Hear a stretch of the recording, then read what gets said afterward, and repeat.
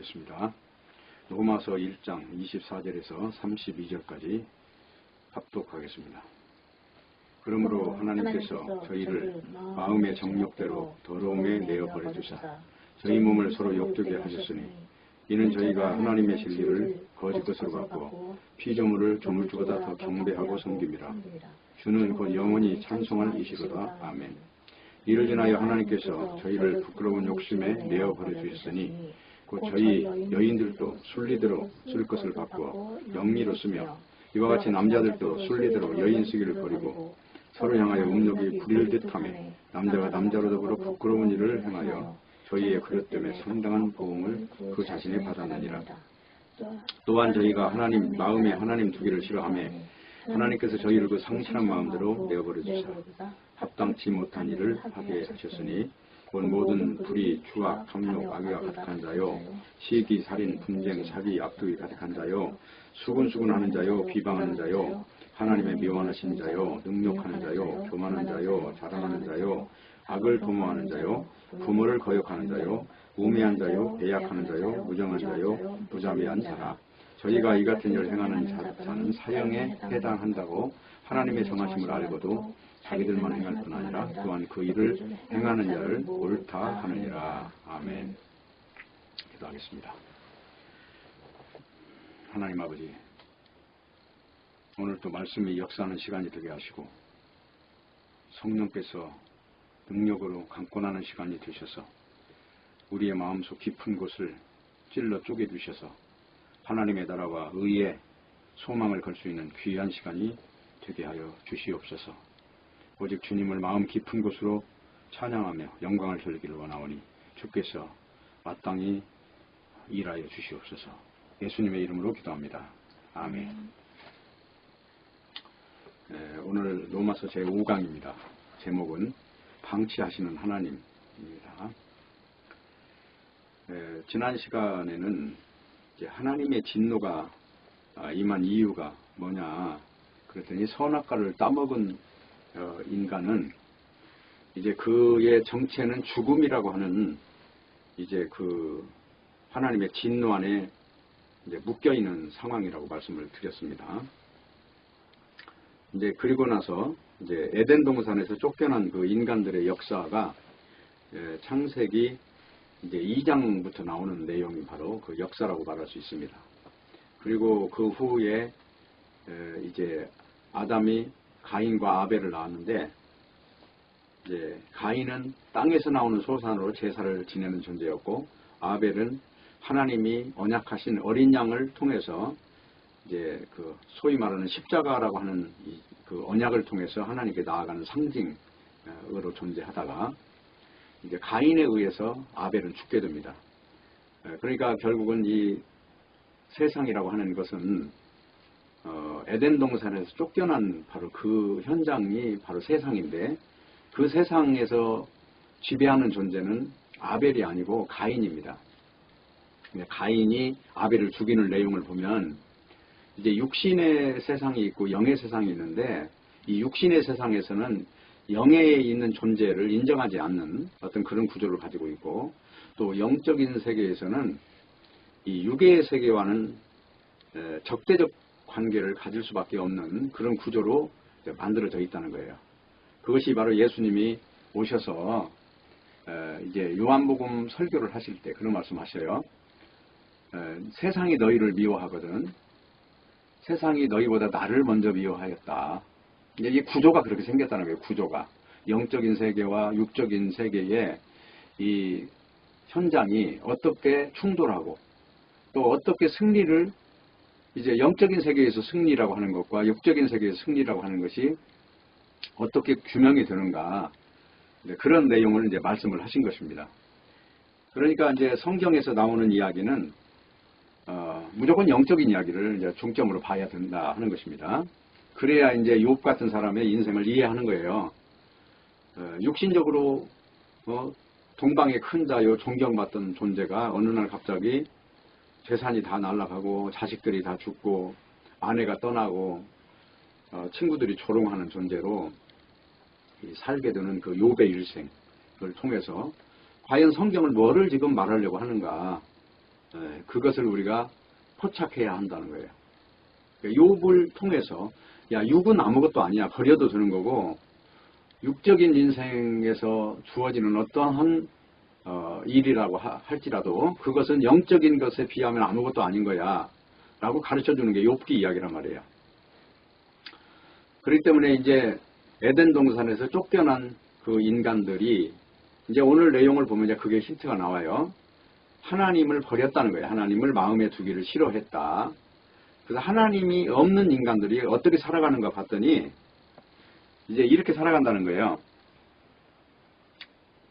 여기 26절 보면 이를 인하여 하나님께서 저희를 부끄러운 욕심에 내어버려 두셨으니 그랬더니 이제 뭐 소돔이라고 하는 이제 동성연애라고 하는 것이 그 인간 세계에 이렇게 버젓이 이렇게 사람들이 인정하는 어떤 것으로 자리 잡고 있다. 그 이야기를 하면서 28절이에요. 또한 저희가 마음에 하나님 두기를 싫어하매 라고 하는 이 용어는 이제 뭘 말하면 이미 하나님과의 어떤 관계성을 버려버린 존재들에게 이제 일어나는 현상이 뭐냐 그랬더니 이제 이렇게 이런 문제가 생겼다는 거예요. 29절 곧 모든 불의, 추악, 탐욕, 악의가 가득한 자요, 시기, 살인, 분쟁, 사기, 악독이 가득하고 수군수군하는 자요, 비방하는 자요, 하나님의 미워하는 자요, 능욕하는 자요, 교만한 자요, 자랑하는 자요, 악을 도모하는 자요, 부모를 거역하는 자요, 우매한 자요, 배약하는 자요, 무정한 자요, 무자비한 자라. 그러니까 하나님을 마음에 두기를 싫어한 존재들의 실상이 이제 어떤 면에서 보면 꼭 먹어야 될, 소가 먹어야 될 거는 이제 풀이에요, 풀. 풀을 먹어야 되는데 이제 소가 예를 들자면 무슨 고기를 먹기 시작했다. 이제 그러한 예를 들 수 있겠죠. 정작 인간이 바라봐야 될 시선을 놓치고 그 허망한 마음을 채우려고 시도하는 모든 것들이 다 알고 보면 이게 욕심이 탐욕이 지나쳐서 생기는 현상들이라는 거예요. 그게 무자비하다 하는 거는 소위 말하는 오늘날 격투기 선수들 운동하는 거 보세요. 그 상대가 완전히 탭을 칠 때까지 그게 하나의 경기겠지만 인간 세상에서 쾌감을 느끼는 어떤 현장이에요. 그게 상대가 죽어도 좋아요. 옛날에는 이 로마 시대에 원형 경기장에서는 그런 일이 있었거든요. 사람이 사람을 죽을 때까지 싸우도록 이렇게 구경하는 그 몇십만 명의 군중들이 거기 모여서 사람을 죽이는 모습과 죽어가는 모습을 통해서 쾌감을 느끼는 거예요. 오늘 이 로마서는 지금 그 로마에 있는 교회에게 바울이 쓴 편지거든요. 근데 그 당시 로마 시대의 상황은 로마의 유대인들이 이렇게 소규모로 모여 살다가 좀 그 규모가 커지면 로마 사람들이 일부러 흩었던 거예요, 다. 그럼 뿔뿔이 다른 나라로 이제 추방을 당해서 이제 나가 살다가 그 한마디로 이제 쫓아낸 왕이 죽으면 다시 또 돌아와서 또 살고 그렇게 했던 거예요. 그런데 이 사람들이 다른 이방 나라로 쫓겨났을 때 그들이 다시 로마로 모여들 때는 이미 이방 나라에 있는 풍습을 가지고 들어오는 거예요. 그러니까 사람은 금방금방 변질되거든요. 이 어떤 하늘에서 내려온 순수한 복음이라 해도 인간이 어떤 숫자를 늘리거나 어떤 세력을 한번 규합하거나 하는 시도들이 형성이 될 때는 그때는 굉장한 어떤 더 진보적인 방식으로 변질이 되는 거예요. 변질이라는 말도 쓸 수 있고 변화라는 말도 쓸 수가 있겠죠. 그러니까 지금 오늘 내용을 그 당시에 로마 상황에서 봐야 돼요. 왜 이런 용어를 쓰는가? 뭐를 무자비하다고 말을 하는가? 무자비하다는 말은 그 당시에 로마의 그 사람들이 그 로마라는 나라가 굉장히 큰 나라였단 말입니다. 한마디로 유럽을 다 잡고 있는 그런 나라니까. 지금 미국만 해도 큰 나라인데 그 나라의 영토가 얼마나 컸는지 감히 짐작을 하겠죠. 그리고 그 로마라고 하는 나라는 원래 그리스 문화의 영향을 받은 거예요. 그래가지고 그리스 신화를 근거로 해서 로마 신화를 또 만들어낸 나라란 말이에요. 그러니까 우리나라 단군 신화가 지금 있죠. 그런데 우리 단군 신화를 믿고 있는 사람이 있습니까? 다 그걸 가지고 어떤 걸 은유적으로 이야기를 하는 거지. 그리고 신들이 많은 경우에 사람이에요, 사람. 제우스라든가 무슨 뭐 우리 요즘에 미네르바라든가 그런 사람은 아주 경제의 신이거든요. 여잔데 다 그 사람의 모양을 갖고 있어요. 그리고 어떤 경우에는 짐승의 모양을 또 딴 그 신이 있단 말이에요.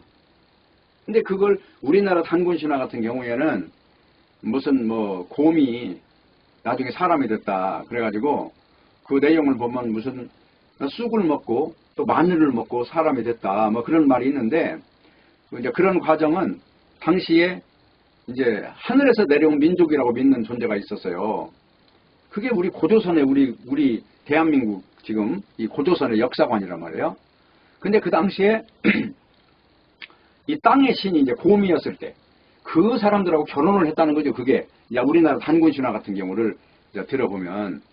근데 어쨌든 로마 그 신에 대한 이야기는 뭐 말할 수 없이 많으니까 뭐 12진법을 가지고 12명의 신이 있고 남자 12명, 여자 12명 뭐 이런 많아요. 설들이 많은데 우리는 지금 그걸 이야기할 필요도 없는 것이고 중요한 거는 이 복음이라는 것이 로마에 들어갔단 말이에요. 근데 그 복음이 문제는 뭐냐면 정치 속으로 들어간 거예요. 복음 나름대로 따로 이렇게 세력이라는 용어를 쓰는 거는 내가 취소하고 세력이라는 말 말고 어떤 나름대로 복음을 인정하는 무리가 2명이 됐든 3명이 됐든 그 자체로서 존재한 게 아니라 AD 313년에 이 콘스탄틴이라는 로마의 왕이 밀라노 칙령에서 뭐라고 선언을 하냐면 기독교를 국교로 한다고 선언을 한 거예요. 그래가지고 그 나라의 국교가 된 것이 예수 그리스도를 믿는 바로 이 신앙이라고 하는 것을 한마디로 이렇게 연합을 한 거죠. 정치와 종교가 연합을 한 거예요. 그래가지고 생겨난 일이 뭐냐면 믿지 않는 사람들이 전부 다 믿는 사람으로 바뀐 거예요. 그게. 왜냐하면 국교가 되다 보니까 그 로마의 시민들은 로마의 국민들은 무조건 나는 다 예수 그리스도를 믿는 크리스찬이야 라고 말을 했겠죠. 그러다 보니까 성령을 받은 사람이 볼 때는 이게 가짜인데 성령을 못 받은 사람이 볼 때는 진짜처럼 보이는 일들이 자행이 됐던 거예요. 그것이 일종의 베드로가 1대 사도고 2대 사도는 뭐 누구 쭉 짜집기 해가지고 그 캐톨릭 역사를 보면 그 교황이라고 하는 존재가 등장하잖아요. 네? 그런 것부터가 잘못된 거고 또 마리아를 마치 죄가 없는 그냥 거룩한 여자라고 칭하는 것도 그 당시에 로마에는 적어도 1800개의 종교가 있었어요. 그 종교를 못 버리는 거예요. 왜 그러냐면 오늘 한국도 마찬가지잖아요. 예수 믿으면 제사 지내지 마. 그러면 안 믿는다는 거예요, 사람들이. 그러면 제사도 지내면서 예수를 믿는 방법은 추도식을 해라. 그렇게 해서 약간 영합이 되는 거죠, 이렇게. 여기도 조금 양보하고 이쪽도 좀 양보하면 그래도 교인 하나는 늘릴 수 있을 것이다 라고 하는 그 묘한 계산법이 거기에 끼어들어서 오늘날 그걸 마치 한국의 기독교인 숫자처럼 여기고 있다는 것입니다. 근데 분명한 거는 예수 믿는다는 거는 신앙 고백이 없이는 예수 믿을 수가 없는 거예요. 주는 그리스도시요 살아계신 하나님의 아들입니다라는 그 고백이 성령에 의해서 터져나오지 않는 사람에게는 믿음이라는 게 생길 수가 없는 거예요. 그래서 믿음이라고 하는 것을 성경에서는 뭐라고 하냐면 하나님의 선물이라고 한단 말입니다. 너희가 그 은혜를 인하여 믿음으로 말미암아 구원을 얻었나니 이것이 너희에게서 난 것이 아니요 하나님의 선물이라. 그죠? 행위에서 난 것이 아니니 이는 누구든지 자랑치 못하게 함이니라. 믿음이라고 하는 걸 정의할 때 그것을 은혜를 받는 이 과정을 이제 믿음이라고 하는 거거든요. 행함이라고 하는 걸 가지고 잣대질할 수 없는 것이다. 그런데 이제 문제는 교회라고 하는 이 집단이 타락을 하면, 다시 말하면 세상화되면 백화점도 들어오고 정치도 들어오고 세력도 들어오고 돈도 들어오고 이러면 막강한 어떤 세상의 힘이 되는 거거든요. 이것이 그런 힘을 가졌기 때문에 이 교황이라고 하는 존재는 세상의 왕을 무릎을 꿇린 역사도 있어요. 그게 역사적으로 보면 십자군 전쟁 같은 거 보셔요. 그런 것들이 다 어떻게 보면 종교라고 하는 것 안에서 일어나는 세상의 싸움인 거예요. 그러면 왜 제자들은 그런 방법이 아닌 왜 영만을 강조했느냐, 이 육이라고 하는 걸 다 포기해버리고 갔느냐. 다 포기해버리고 뭐 때문에 영 하나만 가지고 갔느냐 하는 거죠. 그 이유는 이 육은 잠깐 있다 없어지는 안개라고 규정을 한 거예요, 성경은. 그래서 잠깐 있다 없어지는 이 육신, 썩어질 것. 근데 영원한 것이 있다는 거죠. 예수님이 부활하셔서 지금도 살아계시는 것처럼 영원한 생명이 있다는 거예요. 그건 지금 이것과는 다르다는 거예요. 그 이야기를 지금 성경을 하는 거예요. 그러니까 중요한 거는 이 영적인 하나님을 인정하지 않는 존재들로 인하여 이걸 육체라고 한단 말이에요. 육체. 이 육체들로 인하여 영의 하나님은 버림받았다는 거예요. 그런데 하나님은 이런 인간들을 오히려 반대 입장에서 볼 때는 버려두었다는 거예요. 버려두었다. 그리고 오늘 여기 로마서를 읽어보면 그런 내용이 벌써 3번이 중첩이 돼요. 내어 버려 두사 이 내용이 24절에 한번 나오고 26절에 한번 나오고 28절에 한번 연거푸 계속 나와요. 버려뒀다 버려뒀다 이 내용이. 그걸 일컬어서 지금 여기 로마서를 쓴 사도 바울은 이방인으로 규정한 거란 말이에요. 당시에 이방인. 그러니까 여기서 2장부터 나오는 유대인이 있고 여기 1장에 지금 여기 나오는 당시의 로마를 비롯하여 그 로마를 근거로 해서 살아가고 있는 모든 민족들을 현상을 지금 여기서 직시하면서 말하고 있는 거예요. 여기서 불의라고 하는 거는 하나님이 원하는 어떤 기준을 벗어난 존재들을 말하는 거예요. 근데 이들은 나름대로 인간 세상에 뭐가 중심일까요? 이들은 분명히 조물주가 없는 피조물이 주물주처럼 행세하는 현상이란 말이에요, 이게. 그러니까 이런 문제들이 보면 로마의 신화 같은 것들을 보면 전부 다 뭐가 나와요, 등장하는 게? 인간이 신이 되어 있잖아요, 다. 그래서 인간을 은유적으로 신으로 알고 사는 거예요. 그러니까 인간은 거기서 가장 중요한 게 뭐냐면 이 육체를 가지고 있는 인간을 마치 영원한 존재처럼 여기게 되는 현상들을 말하는 거예요. 네, 그래서 이 육신은 죽어도 정신으로 남는다 이런 말을 남기기도 하고 또 어떤 훌륭한 조상들에 대한 업적을 그렇게 살아야 된다고 이렇게 이야기도 할 것이고 그럴 거란 말이죠. 그래서 어쨌든 그런 과정에서 사도 바울이 봤던 관점은 그렇다는 것입니다. 어떤 모양이냐? 여기서 말하는 내용은 그 이방인 자체의 삶이나 생명이 어떤 면에서 보면은 이렇게 생선에 마치 무슨 파리가 알을 낳아가지고 아주 더러워진 모습처럼 표현을 하고 있는 거예요. 이게 뭐 이 상황을 표현할 수가 없잖아요. 지금 모든 추악, 탐욕, 악의, 시기, 살인, 분쟁, 사기, 악독, 비방, 능욕, 교만, 자랑, 악을 도모, 구모를 거역하고 배약하는 자고 무정한 자고 무자비한 자. 자, 이런 존재에 대해서 자, 인간을 지금 이렇게 표현하고 있어요. 자, 인간 자체가 지금 여기서 사랑받을 수밖에 없는 그런 존재한테 사도 바울은 이 표현을 쓰고 있단 말입니다. 이걸 가지고 어떤 한 인간은 어떤 사람은 무정하고 어떤 사람은 탐욕이 많고 어떤 사람은 시기하고 이게 아니고 인간의 그 여기 봅니까 뭐라고 그래요? 상실한 마음대로 버려둬 가지고 그 합당치 못한 열매가 맺어졌는데 그 열매가 전부 다 이런 모습이라는 겁니다. 인간의 모습이.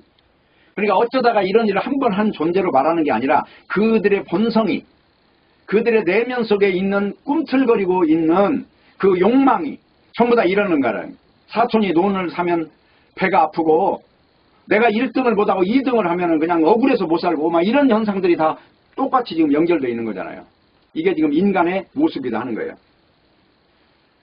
그러니까 본문을 이해하려면은 그 당시에 이방 민족에게서 받아가지고 오는 사상 체계들, 또 생활 습관들, 이런 걸 연결해야 이 말이 이해가 가는 거예요. 당시에 이방인들이 살아갈 때 어떻게 살았는가.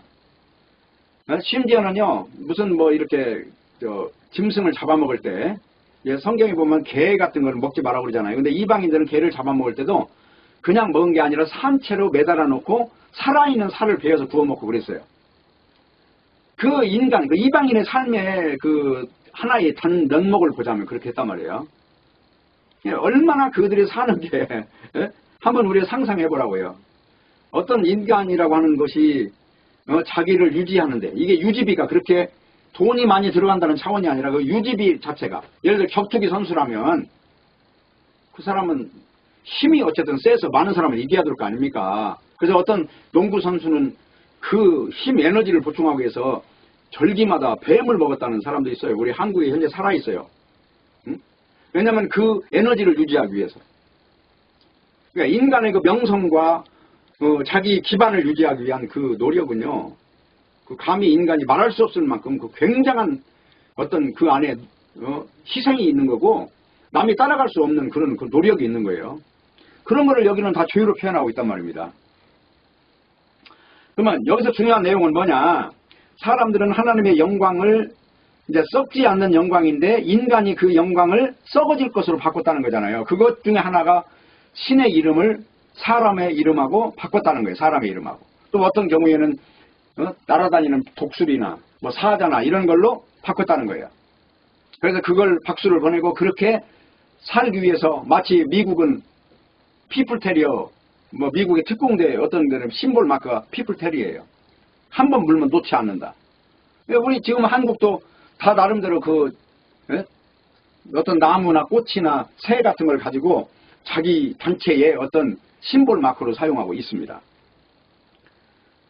그런데 이것이 바로 영광의 것을 썩어질 것으로 바꾼 거라는 거예요. 이게 지금 이치를 모르니까. 그러므로 하나님이 그들의 마음의 정력대로 더러움에 내어버려 두셔서 결국은 어떻게냐? 이게 썩어질 것을 썩지 아니할 것으로 바꿔야 되는데 반대로 되어 있다는 거예요. 그러면서 이거 딱 하는 말이, 이는 그들이 하나님의 진리를 거짓 것으로 바꾸어 피조물을 조물주보다 더 경배하고 섬김이라. 주는 곧 영원히 찬송할 이시로다. 아멘. 하고 딱 결론을 내리는 거예요. 너희들이 인간 세상에서 그렇게 인간을 섬기고 인간을 마치 조물주처럼 섬기고 있는데 섬겨야 될 분은 예수 그리스도 한 분밖에 없다. 그 말하고 아멘하고 끝내는 거예요. 그러니까 하나님이 창조주신데 문제는 이 피조물이 창조주가 받아야 되는 영광을 다 피조물이 받는다는 거예요. 이것이 바로 다른 게 아니라 썩어지지 아니하는 하나님의 영광을 썩어질 사람과 새와 짐승과 기어다니는 동물의 모양의 우상으로 바꾼 것, 이거예요 지금. 그러니까 이치를 모른다는 거예요. 그러면 이제 우리가 여기서 왜 신이라는 이름이 중요하냐 하는 거예요. 구약에서는 여호와가 신이라고 해요. 여호와 하나님이. 근데 신약에서는 예수 그리스도가 하나님이라는 거예요. 그래서 사도들이 예수님을 성령으로 고백하게 되면 주는 그리스도의 살아계신 하나님의 아들입니다 라고 고백을 해요. 그래서 구약에서 여호와가 하신 일을 신약에서는 예수님이 하시는 거예요. 구약에서 여호와만 하시는 일을 신약에 오면 요한복음에 보면 예수님이 하나님이 하는 일을 하시는 거예요. 하나님이 하는 이적을 예수 그리스도가 하시는 거예요. 그 내용을 가지고 사도들이 구약의 여호와의 호칭이 바로 주님이거든요. 이 주님을 예수님에게 붙이는 거예요. 주는 그리스도시오 하는 주, 이 말을 구약의 여호와라는 주에다 붙이는 거란 말이에요. 그리고 요한복음 10장에 보면은 너희가 나를 믿지 못하겠거든 내가 하는 아버지의 일을 보고서 믿으라 이렇게 말씀하셨어요.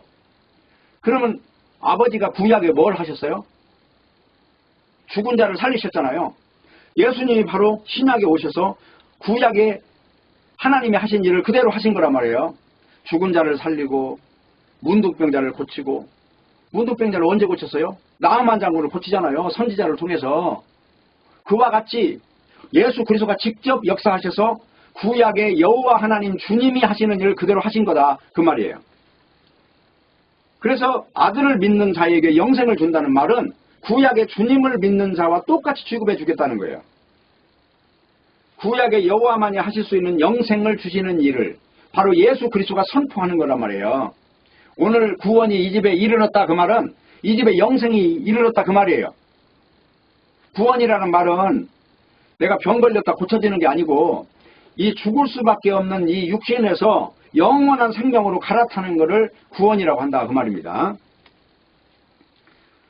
그렇기 때문에 이제 이 신앙이라고 하는 것이 뭐냐면 예수님을 주님으로 시인하는 게 신앙이다 하는 거예요.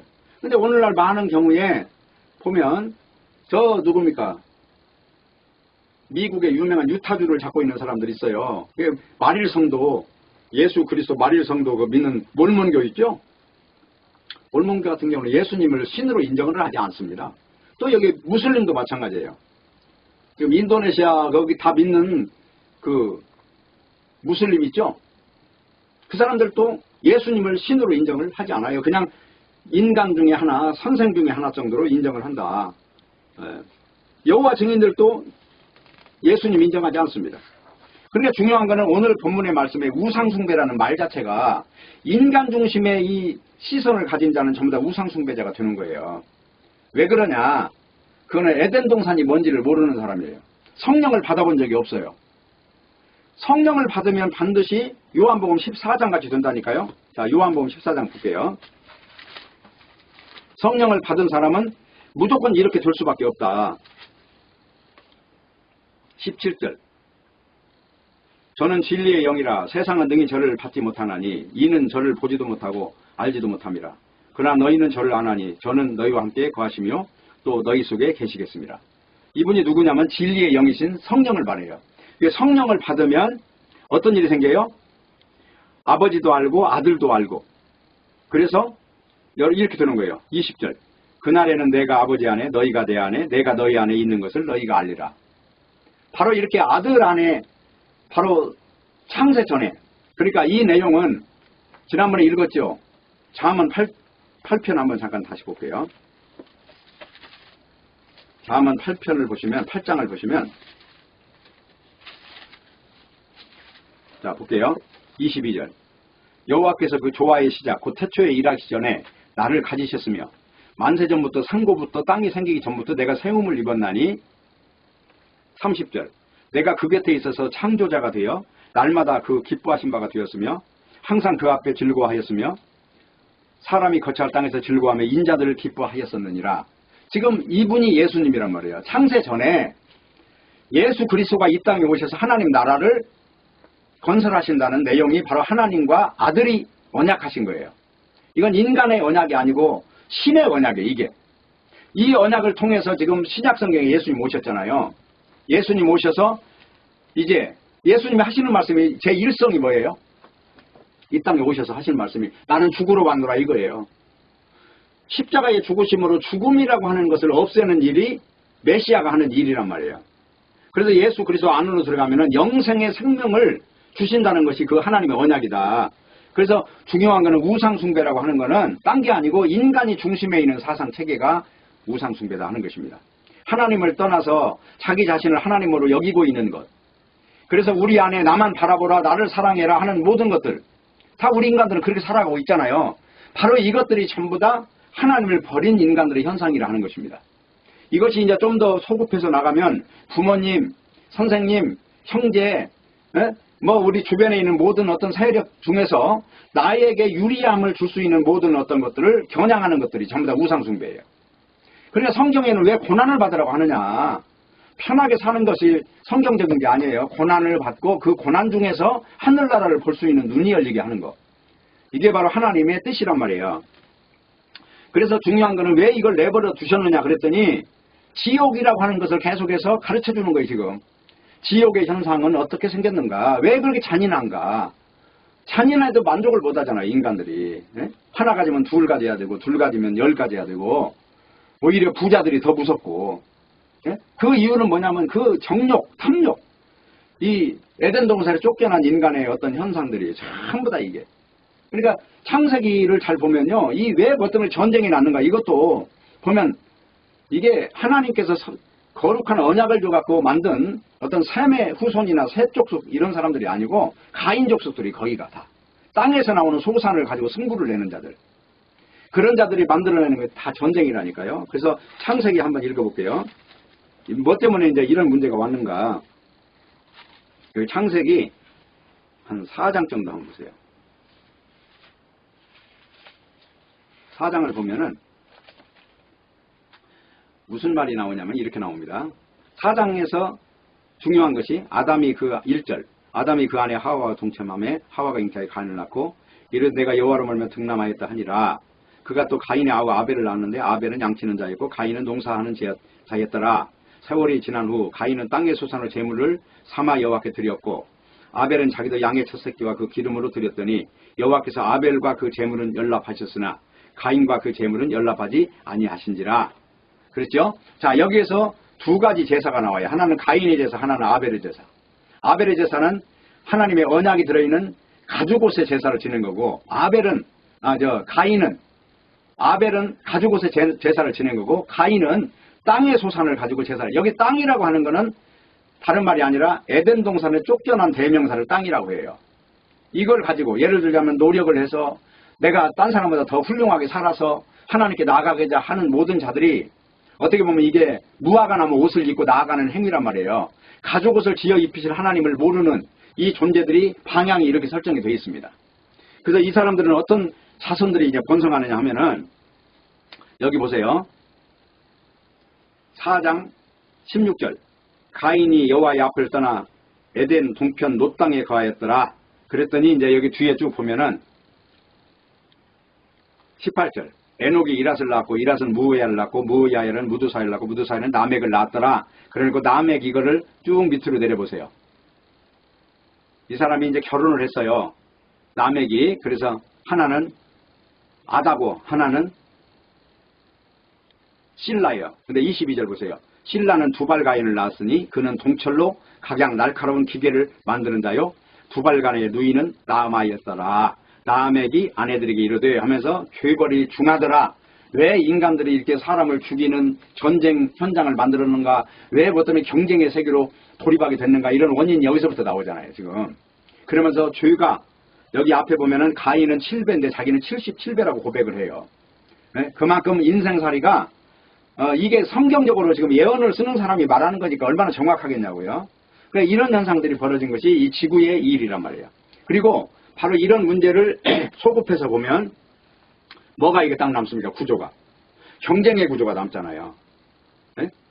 이 양이나 어떤 세력이나 어떤 이런 걸 가지고 남 앞에 떵떵거리고자 하는 그 욕망들이 다 이 안에 숨어 있어요. 아까 쭉 나열했던 그 죄의 목록 중에는 남보다 위에 서려고 하는 그 한마디로 정욕이 그 근거를 가지고 이런 문제를 일으킨다 하는 것입니다. 자, 중요한 거는 우상숭배라고 하는 거는 인간관계 속에서 어떤 문제들이 나온다는 거예요. 인간관계가 상대를 이용하고 상대를 통해서 세력을 키우고 하려고 하던 모든 시도들이 전부 다 이렇게 나아가는 거예요. 이게 간단하게 이야기하면 싸움이에요. 간단하게 이야기하면 한 사람과 한 사람의 싸움이에요. 근데 이걸 크게 보면 국가와 국가의 전쟁이란 말이에요. 그러면 이 전쟁에도 우리 지금 대한민국도 한때는 뭐 코로나가 오고 난 뒤로 저 중국하고 사이가 나빠가지고 중국 사람이 일체 또 뭐 못 오는 일이 생기기도 했고, 그게 전부 다 알고 보면 다 이런데 기인한 거란 말입니다. 이게 작게는 인간과 인간 두 사람으로 이야기하지만 크게는 국가와 국가, 민족과 민족, 이렇게 아주 5대양 6대주를 서로 넘나들면서 이런 구조로 만들어져 있는 게 이 세상 인간살이다 하는 것입니다. 그래서 결론적으로 지금 여기 남자나 여자나 자기가 이 몸을 순리대로 쓰지 않고 영리로 쓴다는 건 당시에 이제 이 동성애를 이야기하는데, 동성애가 이때만 있는 게 아니잖아요. 지금도 있는 것이고. 근데 어쨌든 하나님이 창조하실 때는 그렇게 살으라고 남자 여자를 만든 건 아니지 않습니까? 그래서 그런 어떤 원리에 의해서 어떤 인간은 어떤 이치에 의해서 살게끔 만들어졌는데 이치를 다 벗어나서 산다 하는 것을 지금 말하고 있는 것입니다. 예, 그러면 이제 중요한 거는 뭐냐면 요 28절이란 말이에요. 중요한 거는 다시 읽어볼게요. 로마서 1장 28절. 또한 저희가 마음에 하나님 두기를 싫어하며, 그렇죠? 그러니까 여기서 가장 중요한 내용이 뭐냐면 하나님 두기를 싫어한다는 거예요. 하나님 두기를 싫어한다는 이 근본적인 바탕이 모판이 잘못됐다는 거예요. 모판이.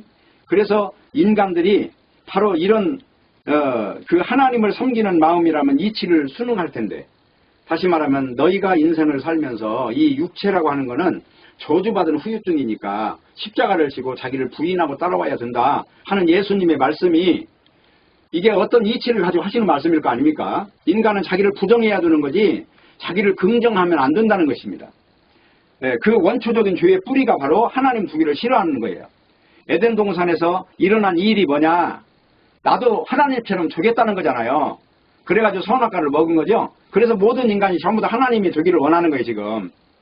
그것 때문에 우상숭배가 생겨났다고 하는 것입니다. 네, 그러니까 자연적 출생의 인생들, 모든 사람은 전부 다 알고 보면 죄 아래 다 갇혀 있어요. 그 죄가 딴 게 아니고 하나님을 마음에 두기를 싫어한다는 거예요. 이 하나님께 꼬꾸라질 때까지 예수님을 주님으로 믿는 사람이 그냥 믿어진 사람은 없어요. 다 육체적으로 굉장히 난관에 봉착한 뒤에 그 마지막으로 시로라기 하나 잡는다는 심정으로 진리를 찾아 나서는 현장들이지 그냥 예수 믿는 사람은 없다 하는 것입니다. 그래 중요한 거는 하나님을 알지 못하는 자들은 여기 특징이 뭐냐면 스스로 지혜 있다고 한다는 거예요. 지혜 있다. 그게 착각에 빠져 산다는 거죠. 썩어 없어질 배설물을 끌어안고 살면서도 이 악취를 부른다는 거예요. 사도 바울이 그러잖아요. 내가 지금 내 가문이 이런 집안이야. 나는 가말리알 문화에서 공부도 했고 나는 바리새파야. 우리 집안으로 따지면은 명문대가야. 근데 나는 예수 그리스도 안에 들어가니까 이게 전부 다 썩어질 배설물이야. 이거 악취나는 아주 더러운 것들이야. 사도 바울이 왜 그런 말을 했을까요? 그것 자체가 예수 그리스도를 믿는 게 방해거리잖아요. 왜 육을 자랑하느냐 이게. 예수를 제대로 믿는 사람은 육을 부정해야 되는데 육을 자랑하는 것을 가지고 주변에 찡찡 감고 있으니 얼마나 이게 잘못된 것이냐. 그래서 인류의 근원은 하나님이에요. 이 하나님을 아는 것이 지혜예요. 그래서 잠언에서는 그러잖아요. 지혜를 받으라 그래요. 지혜를. 그 지혜를 받는 것을 잠언 8장에서는 누구를 아는 거라고요? 예수님을 아는 것을 지혜를 아는 것이라 그래요. 그래서 그렇게 중요한 인생의 근원이 무엇이고 삶의 근원이 무엇이고 도대체 행복의 근원이 뭐냐? 인간은 자기를 부정하는 것이 행복이에요. 자기를 긍정하는 것이 아니고 그런 것들을 알고 나면 하나님의 진노가 무엇 때문에 그 위에 계속 숯불처럼 쌓여가는가 이걸 알게 된다는 거죠.